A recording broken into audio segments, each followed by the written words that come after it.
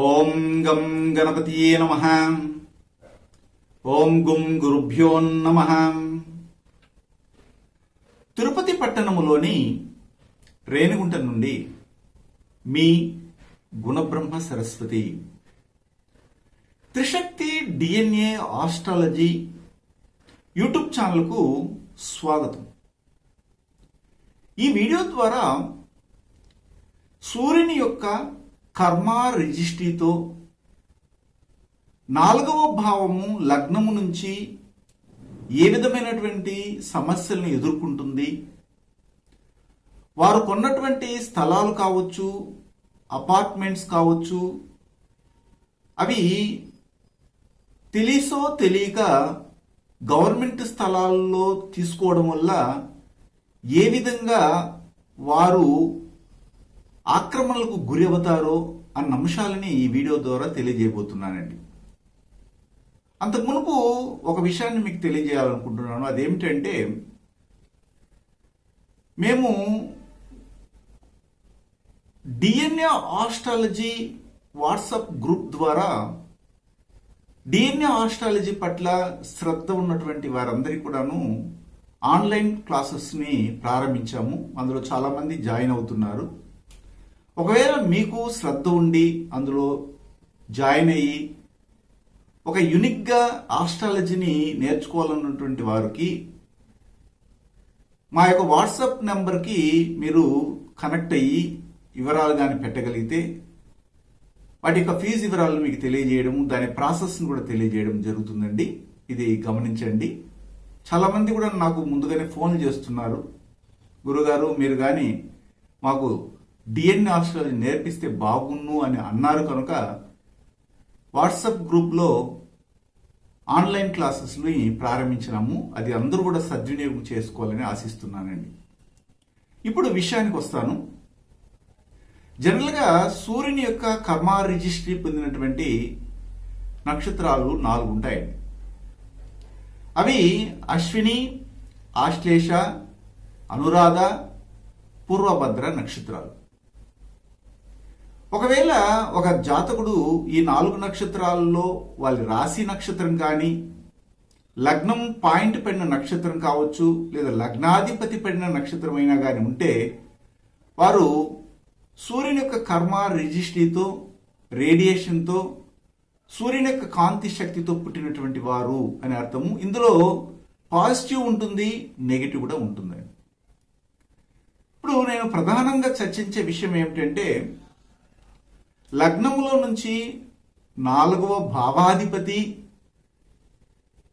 సూర్యుని కర్మ రిజిస్ట్రీని పొందినట్లయితే వారు ఏదైనా స్థలాన్ని కానీ లేదా అపార్ట్మెంట్ని కానీ చర స్థిరాస్తుల్ని కానీ కొన్నా కానీ అది లిటిగేషన్లోకి వెళ్ళిపోతుంది. ప్రభుత్వపరమైనటువంటి చట్టబద్ధమైనటువంటి విధానంలోకి వారు సమస్యలను పొందే అవకాశం ఉంటుందనేదే ఇప్పుడు నేను చర్చిస్తున్నటువంటి విషయము. అది ఎలాగో ఒక ఉదాహరణను తీసుకుని కానీ మీకు చెప్పగలిగితే ఇంకా బాగా అర్థమవుతుంది. అయితే ఉన్నపలంగా ఈ ఉదాహరణ అందరికీ అర్థమైపోదు. కొద్దో గొప్ప ఈ డిఎన్ఏ ఆస్ట్రాలజీని ఫాలో అవుతూ నేర్చుకుంటూ లేదా దాని పట్ల శ్రద్ధ కలిగినటువంటి వారికి మాత్రమే ఇది బాగా అర్థమవుతుంది. ఇది గమనించాలి. మీది ఏ లగ్నమైనా కావచ్చు, కానీ ఇక్కడ నేను ఒక లగ్నాన్ని ఉదాహరణగా తీసుకుంటున్నాను. సింహ లగ్నాన్ని ఉదాహరణగా తీసుకుని ఒక జాతకాన్ని ఏర్పాటు చేశాను, జాతక చక్రాన్ని.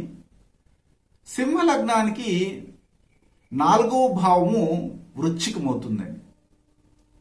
4వ భావం అంటే ఎందుకంటే చెప్పానంటే ఇల్లు, వాహనము, ఆస్తిపాస్తులు, అలాగే ఇల్లాలు, తల్లి, విద్య, ఇలాంటి వాటన్నిటి కూడాను 4వ భావాన్ని తీసుకుంటాము. కానీ ఇప్పుడు నేను ఆస్తిపాస్తుల గురించి మాత్రమే చర్చిస్తున్నాను.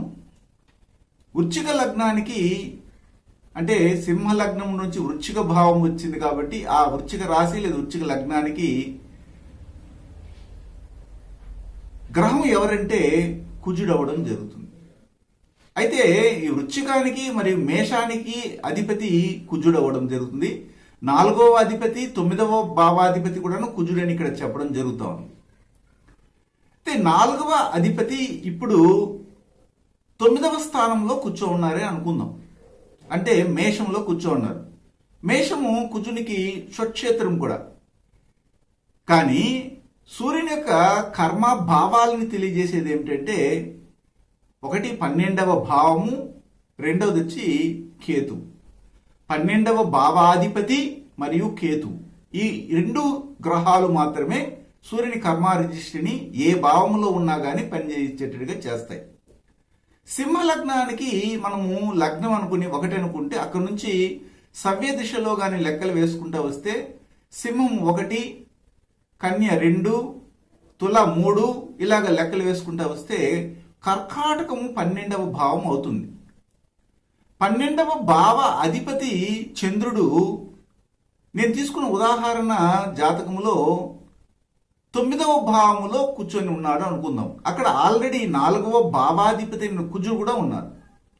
అప్పుడు ఈ 9వ భావములో ఉన్నటువంటి 4వ భావాధిపతి అయినటువంటి ఇంటికి, స్థలాలకి, అపార్ట్మెంట్లకి, ఆస్తిపాస్తులకి సంబంధమైనటువంటి గ్రహము 4వ భావానికి అధిపతి కుజుడు 9వ భావములో ఉన్నారు.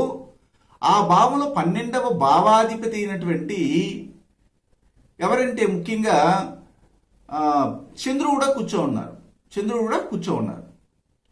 అయితే ఈ 4వ భావము సింహలగ్న 4వ భావంలోనే కేతు ఉన్నారు అనుకుందాం.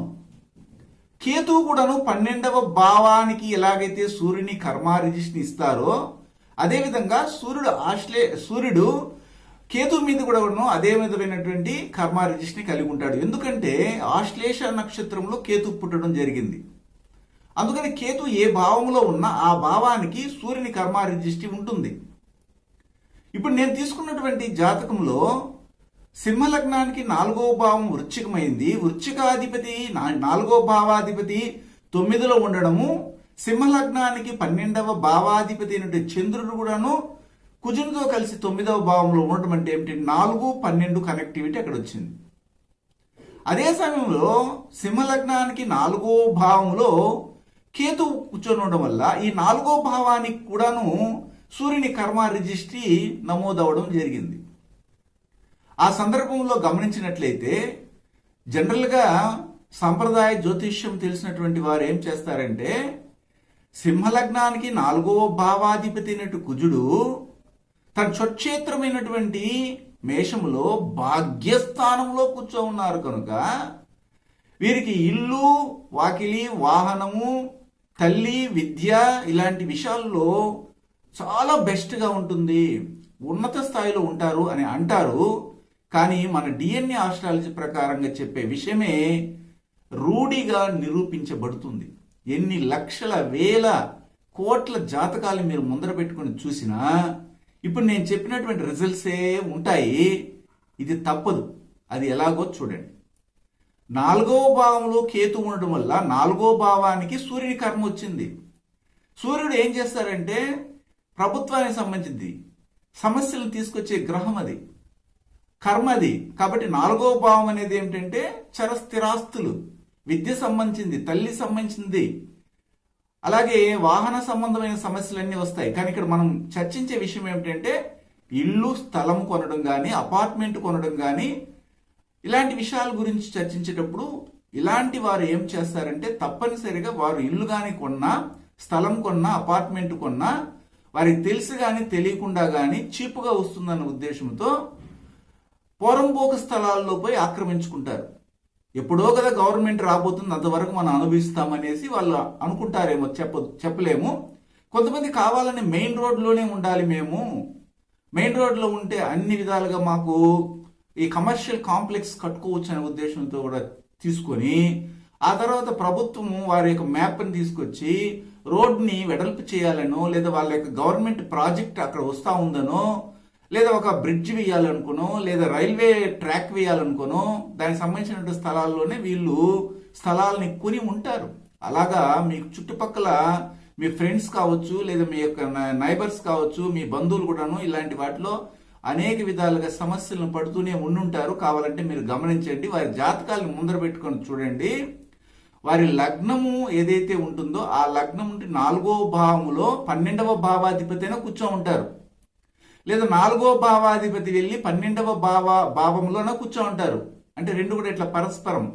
లేదా 4వ భావాధిపతి 12వ భావాధిపతి కలిసేనే ఉంటారు, లేదా 4వ భావాధిపతి కేతువుతో ఉండడం, లేదా 4వ భావంలోనే కేతు ఉండడం. ఇలాంటి పరస్పర సంబంధాలు ఏ జాతకంలోనైతే ఉంటుందో తప్పనిసరిగా 4 అనేది ఏమిటంటే చర స్థిరాస్తుల సంబంధమైంది.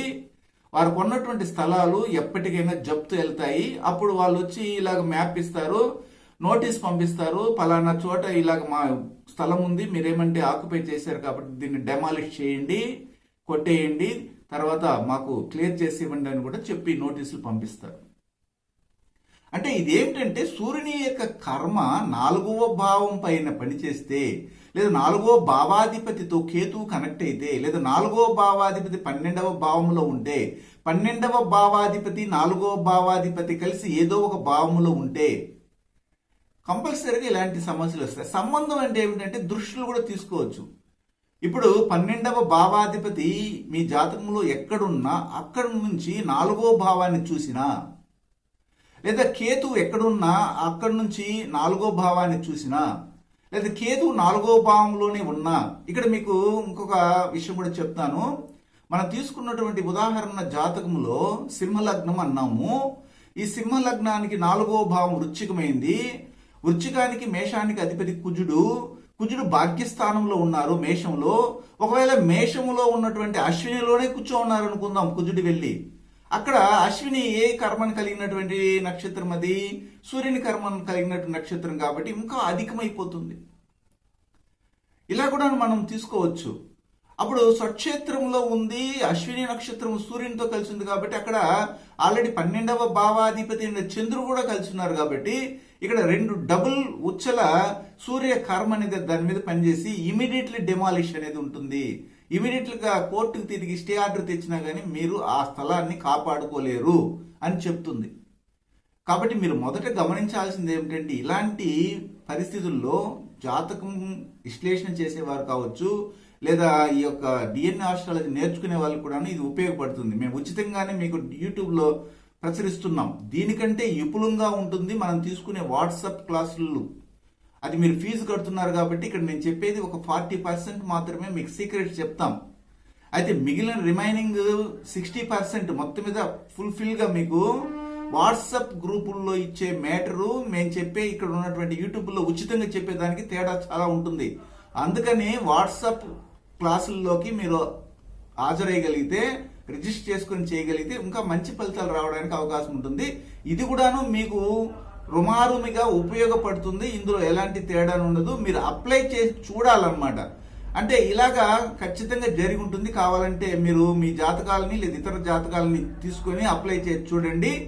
4వ భావంపై సూర్యుని కర్మ రిజిస్ట్రీ పనిచేసినప్పుడు వారు కొన్నటువంటి స్థలాలు కావచ్చు, ఆస్తిపాస్తులు కావచ్చు, తప్పనిసరిగా స్టేట్ గవర్నమెంట్ కావచ్చు లేదా సెంట్రల్ గవర్నమెంట్ వారి యొక్క ప్రాజెక్టులని ఇంప్రూవ్ చేసుకునేటప్పుడు దాన్ని అప్లికేబుల్ గా తీసుకొచ్చినప్పుడు కంపల్సరిగా మీది జప్తు చేయబడుతుందా లేదా అన్న అంశాన్ని ఈ యొక్క వీడియో కంపల్సరిగా మీకు తెలియజేస్తుంది. కావాలంటే చూడండి. శుభం.